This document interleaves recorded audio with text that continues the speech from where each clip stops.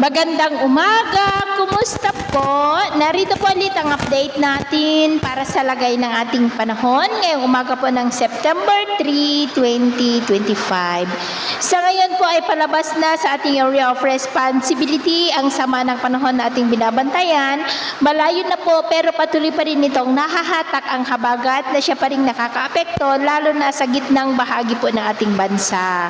At bago po mag-weekend, posible ulit na may panibagong sama ng panahon na maaari na mabuo malapit po dito sa Northern Luzon at posible rin na lalakas pero palayo po, hahatakin rin niya ang habagat palayo po dito sa ating bansa. At sa atin naman pong long range forecast, wala pa rin naman pong bagyo na nakikita na tatawid po dito sa ating kalupaan for the next 2 weeks pero hindi pa rin inaalis ang posibilidad na may sama ng panahon na maaari na mabuo sa paligid ng ating bansa at ang development ng mayan ang ating babantayan. At sa lagay ng ating panahon, ngayong madaling araw ay maayos pa din ang panahon sa malaking bahagi ng bansa maliban lamang sa mga tsansa ng mga isolated rain sa ilang bahagi ng Ilocos Region, Cordillera, Cagayan, Isabela, Zambales, Bataan, Bulacan, Metro Manila, Rizal, Cavite, Naga, San Jose sa may Mindoro, Northern Palawan, Pandan, Jagna, Bukidnon at Davao. At mamaya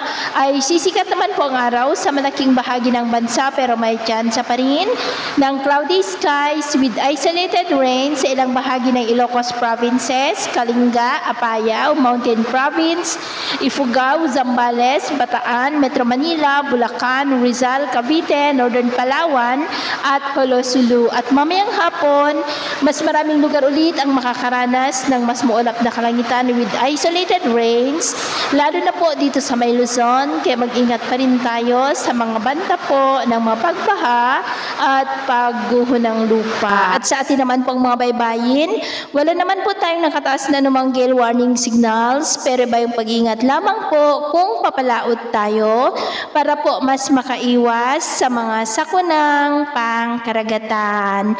So ito lang latest update natin sa araw na ito. At ako pumili si James na nagsasabing sa kahit anong pagsubok po na darating sa ating buhay, huwag na huwag po tayong mawawalan ng pag-asa. Thank you and God bless!